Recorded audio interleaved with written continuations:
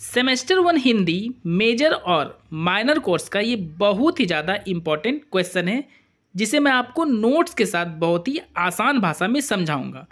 अगर आपको वीडियो समझ में आए तो मेरे चैनल को सब्सक्राइब करें और वीडियो को अधिक से अधिक लाइक और शेयर करें। क्वेश्चन है दोस्तों, रीतिबद्ध और रीति सिद्ध कवियों के काव्य विषय पर प्रकाश डालिए। आपको आंसर कुछ इस प्रकार लिखना है।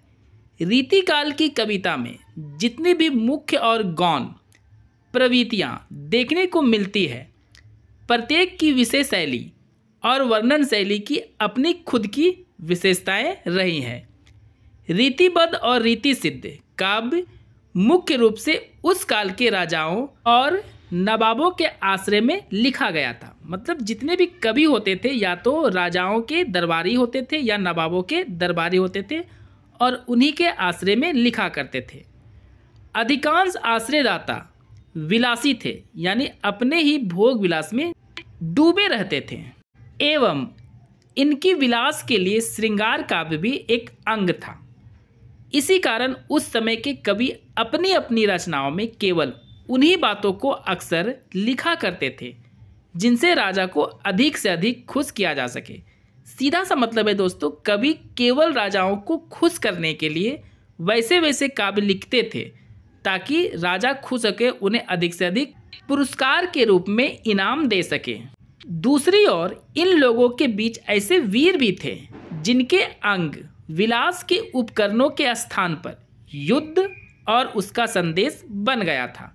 मतलब ऐसे विलासी राजाओं के बीच में कुछ ऐसे भी राजा होते थे जो युद्ध और युद्ध उपकरणों के बारे में हमेशा सोचते रहते थे और युद्ध करते रहते थे।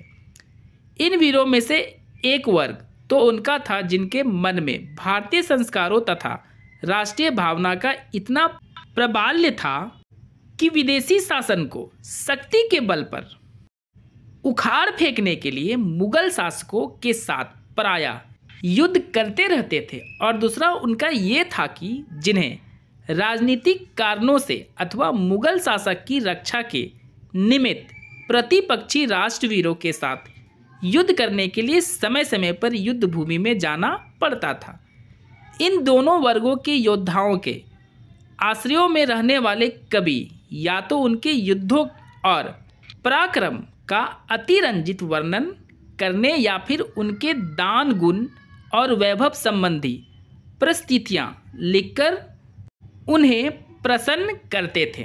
इस प्रकार इस काल के आश्रय प्राप्त कवियों की रीतिबद्ध और रीति सिद्ध कविता के विषयों को मुख्यतः 6 भागों में रखा जा सकता है, जो इस प्रकार है। पहला श्रृंगार, दूसरा राज प्रशस्ति, तीसरा भक्ति और दर्शन, चौथा प्रकृति, पांचवा नीति और लास्ट इतर विषय।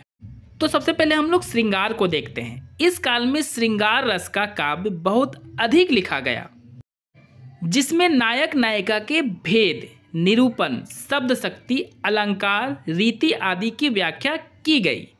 दूसरा है राज प्रशस्ति। इस काल में कवि अपने आश्रयदाता की आज्ञा से वैसे वैसे काव्य लिखते थे जिनमें राजा और राज परिवार से संबंधित लोगों का ही केवल तारीफ की जाती थी ताकि कवियों को अधिक से अधिक पुरस्कार मिल सके।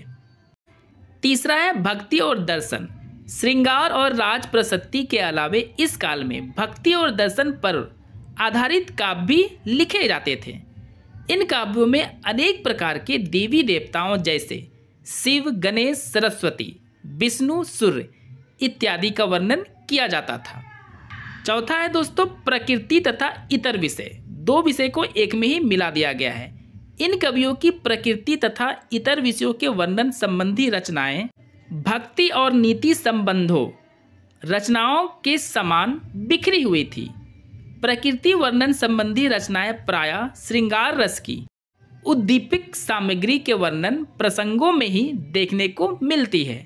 कहीं कहीं किसी वन बाग की सुंदरता से प्रभावित होकर उसके मनोरम दृश्य को व्यक्त कर दिया गया है। इतर विषय संबंधी रचनाओं के अंतर्गत हास्य, वीर, रौद्र, करुण आदि रसों से संबंधित रचनाओं को रखा जा सकता है। 5वां है दोस्तों नीति।